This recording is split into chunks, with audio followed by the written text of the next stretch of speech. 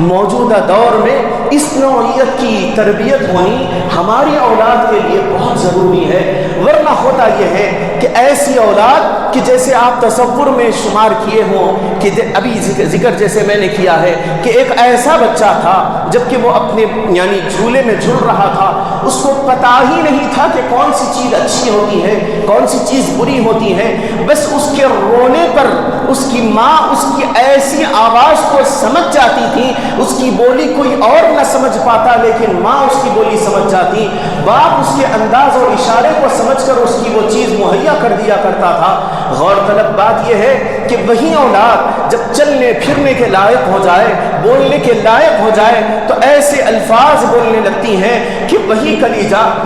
کلیجہ جو ماں باپ کا وہ ٹھنڈا ٹھنڈا کر کر کے اپنی اولاد کو جنہوں نے تربیت کے ساتھ پالا پوسا ہو، چھوٹے سے بڑا کیا ہو، وہی کلیجہ ان کے الفاظ کے ذریعے سے چھنی ہوتا نظر آتا ہے۔ اس کے ساتھ ساتھ یہ بھی کمال ہوتا ہے کبھی کہ وہی بچہ جب چلنے پھرنے اور کمانے کے لائق ہوتا ہے تو وہ اپنی سیلری کو اپنی تنخواہ کو ایسے انداز میں اٹھا کر کے رکھ لیتا ہے، اور کبھی کسی چیز کی ضرورت پڑ جائے اور وہی ماں باپ اگر کسی ضرورت کی وجہ سے وہ پوچھنے لگ جائے کہ یہ رقم مجھے دے دو تو وہ کہنے لگتا ہے کہ یہ میرے اپنی کمائی ہوئی رقم ہے، میں تمہیں کیوں دوں۔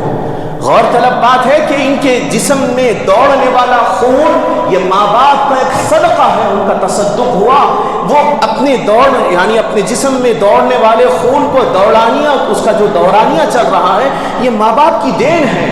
لیکن اسی طاقت کے بلبوتے پر اگر وہ کوئی چیز کماتا ہے تو یہ سمجھتا ہے کہ یہ چیز صرف میری ہے، ماں باپ کا اس میں کوئی حق نہیں، بلکہ ماں باپ کو اس جانب توجہ کرنا اور اس جانب نظر اٹھانے کی بھی اجازت نہیں دی جاتی۔ یہ ہمارا ایسا مسلم معاشرہ موجودہ دور میں ہو رہا ہے۔ ضرورت اس بات کی ہے کہ اولاد کی ایسی تربیت ہو،